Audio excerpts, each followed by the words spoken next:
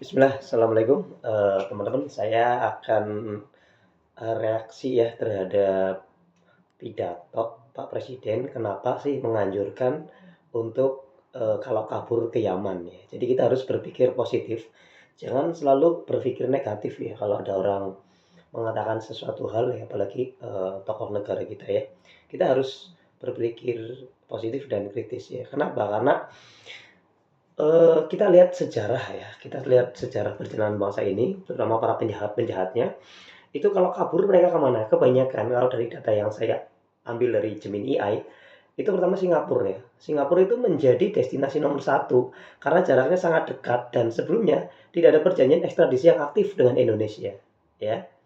Meskipun sekarang situasinya mulai berubah. Jadi kalau koruptor itu mau kabur lebih baik ke Singapura bukan ke Yaman. Itu tujuan utama nomor satu ya. Kalau maling-maling, para orang-orang yang jahat, ya penguras uang negara ya, penguras uang rakyat itu ke Singapura. Yang kedua Australia dan Selandia Baru. Ini sering dipilih karena sistem perlindungan hukum yang ketat. Sehingga proses pemulangan buronan seringkali memakan waktu lama secara birokrasi. Jadi kalau koruptor itu nggak mungkin larinya ke Yaman. Ya, nomor satu Singapura. Kalau nggak Australia dan Selandia Baru. Mereka nyaman ya. Mungkin jadi surga mereka. Yang kedua, ketiga Tiongkok. Beberapa buronan kasus BLPI, bantuan likuiditas Bank Indonesia, sempat terdeteksi di situ, di Tiongkok. Jadi ini surganya para koruptor, ya bukan di Yaman, tapi di Singapura, Australia, dan Selandia Baru. Kemudian Papua Nugini, ya. Ini pernah menjadi tempat persembunyian karena letaknya berbatasan langsung dengan Indonesia, dekat sih ya Papua Nugini.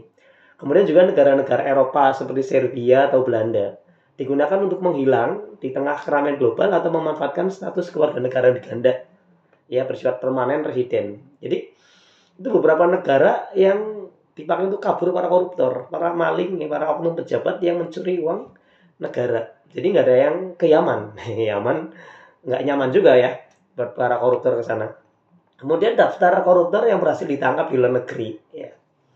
Jadi karena kerjasama internasional, Interpol dan perjanjian ekstradisi ada beberapa ya yang bisa diambil. Di antaranya Paulus Thanos, kasus EKTP. Kabar terbaru di awal 2025, ia akhirnya ditangkap di Singapura, bukan di Yaman, di Singapura. Setelah menjadi buron sejak 2019, ya, ia sempat mengganti identitas dan paspor negara lain untuk mengecoh petugas. Selanjutnya, Maria Pauline Lumowa, kasus Bank BNPI. Ditangkap di Serbia tahun 2020 setelah buron selama 17 tahun.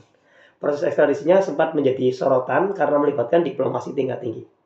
Kemudian ada juga Joko Chandra ya, kasus Bank Bali, ditangkap di Malaysia pada Juli 2020 melalui operasi Police to Police.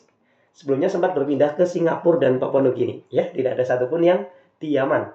Kemudian ada juga Samadikun Hartono, kasus BLPI, ditangkap di Tiongkok pada tahun 2016 setelah 13 tahun melarikan diri. Kemudian ada juga Muhammad Nazarudin, kasus Wisma Atlet, ditangkap di Cartagena, Kolombia pada tahun 2011 setelah berpindah-pindah dari Singapura, Vietnam, hingga Malaysia. Nggak ada satupun yang di Yaman ya. Nggak ada satupun yang di Yaman. Kemudian Adeline Lis, kasus pembalakan liar dan korupsi. Ditangkap di Singapura pada 2021 karena pemalsuan paspor. Di mana? Singapura, bukan di Yaman. Kemudian ada Hartawan Alwi, yaitu kasus Bank Senturi. Dipulangkan dari Singapura pada 2016 setelah izin tinggalnya dicabut oleh otoritas tempat. Jadi nggak ada satupun yang lari ke Yaman dengan membawa uang garongan ya. Ini oknum-oknum penjahat kelas berat. Oke, kemudian kenapa sih disebutnya Yaman, bukan Saudi Arabia, bukan Mesir, atau bukan Jordania ya, walaupun setiap orang bebas kalau mau kabur dari Indonesia karena ada suatu masalah, boleh dong ke Yordania karena di sana nyaman, atau kenal dengan putra mahkota, mau di Yordania, mau dimanapun boleh ya. Tapi kenapa sih harus Yaman? Kenapa nggak ke Jordania gitu kan? Nah di sini, jadi kalau kita lihat sejarah ya teman-teman ya, banyak sekali kontribusi saudara-saudara kita dari Hadramaut Yaman, yaitu para imigran ya, Arab keturunan Yaman yang sangat mengakar bahkan sebelum Republik ini lahir. Jadi sebelum Indonesia merdeka, itu banyak sekali kontribusi orang-orang Yaman, Arab Yaman, bukan orang Yordania ya, atau bukan orang mana, tapi lebih banyak orang-orang Arab Yaman. Sekali lagi Arab Yaman, bukan Yordania. Mereka bukan sekedar pendatang, tapi sudah melebur jadi satu jiwa dengan jiwanya sudah menyatu dengan Ibu Pertiwi. Oke, kita bahas ya.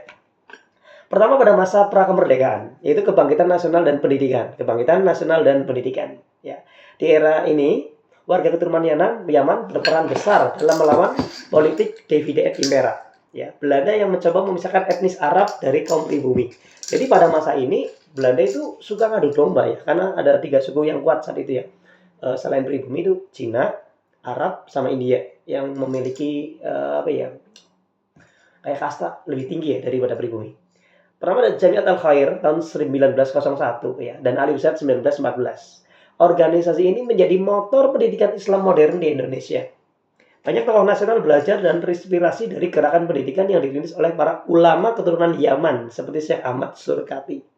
Ya, jauh sebelum pendidikan Indonesia berkembang, mereka sudah mendirikan pendidikan walaupun dengan basis Islam. Ya.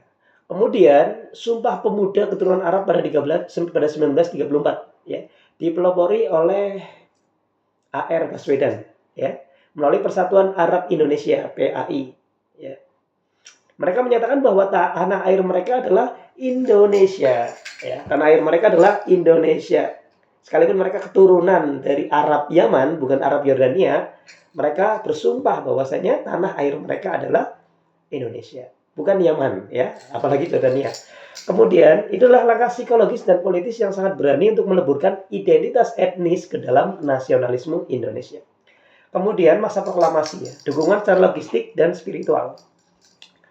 Mungkin banyak yang belum tahu kalau detik-detik proklamasi sangat kental dengan bantuan dari saudara kita keturunan Arab Yaman ya, Arab Yaman. Nah, bukan Singapura, bukan Tiongkok, juga bukan Jordania. Pertama ada Faraj bin Said bin Awad Martak.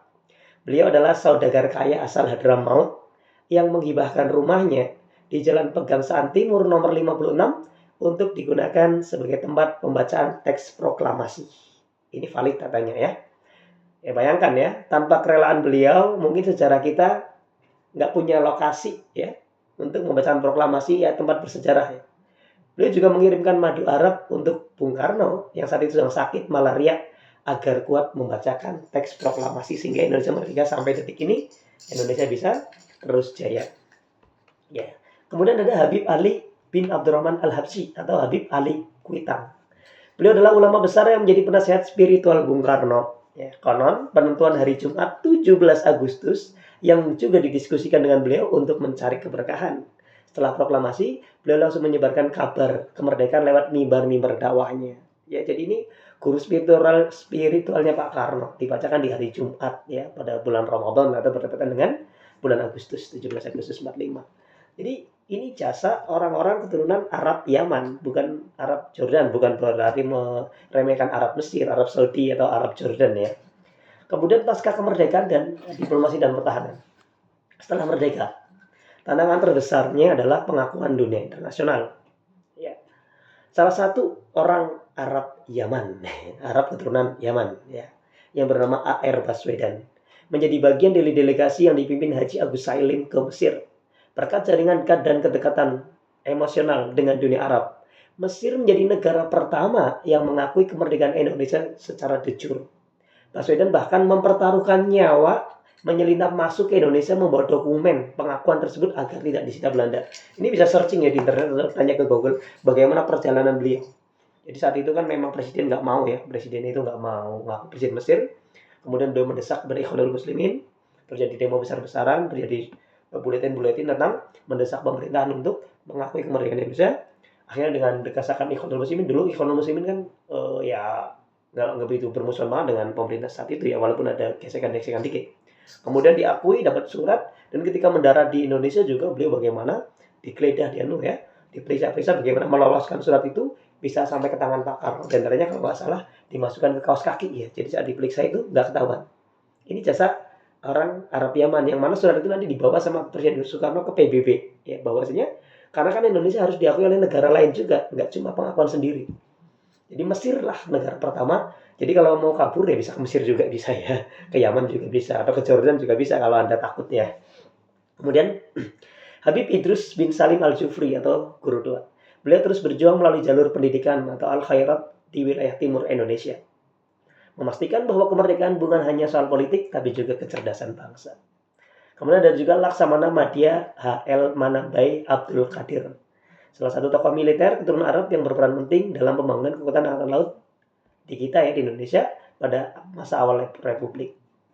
Oke, itulah terkait keturunan Arab Yaman dan beberapa negara-negara Arab nih. Jadi kalau kabur itu memang paling aman ke Arab karena banyak sekali jasa ke Indonesia, baik Arab Yaman ataupun Arab Jordania. Yang terbukti ya kalau ada orang Indonesia kabur ke Jordania dan pulang juga bisa terjaga ya. Tapi berbeda kalau teman-teman kabur ke Singapura, kabur ke Tiongkok, kabur ke Eropa itu nanti dikira koruptor. Tapi kalau kaburnya ke Yaman, ke Jordania itu insya Allah bukan dianggap koruptor ya. Pertama Mesir ya, Mesir itu pionir diplomasi. Mesir adalah negara pertama yang mengakui kemerdekaan Indonesia, pengakuan secara de facto 22 Maret 1946. Secara de jure 10 Juni 1447 ditandatangani dengan penandatangan perjanjian persahabatan. Oke, informasi pentingnya, peran Air Baswedan dan Haji Agus Salim sangat sentral di sini. Rakyat Mesir bahkan melakukan demonstrasi besar-besaran untuk mendukung kedaulatan Indonesia. Siapa ini? Air Baswedan dengan Haji Agus Salim. Ya, salah satunya orang Arab keturunan Yaman. Kemudian Suriah, setelah Mesir, Suriah menyusun memberikan dukungan resmi pada 1947. Suriah menjadi salah satu negara yang konsisten membela Indonesia di forum PBB saat Belanda melakukan agresi militer. Kemudian Lebanon, ya, Lebanon memberikan pengakuan resminya pada 29 Juli 1947. Dukungan ini memperkuat posisi Indonesia di wilayah Timur Tengah sebagai negara yang berdaulat.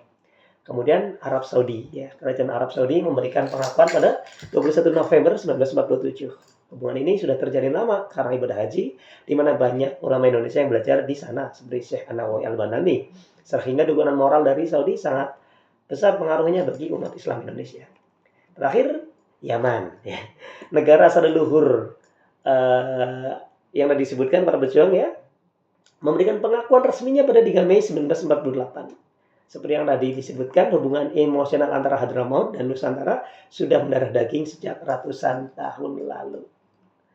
Oke, selain tadi itu juga ada negara lain ya yang sangat mendukung, di antaranya Palestina.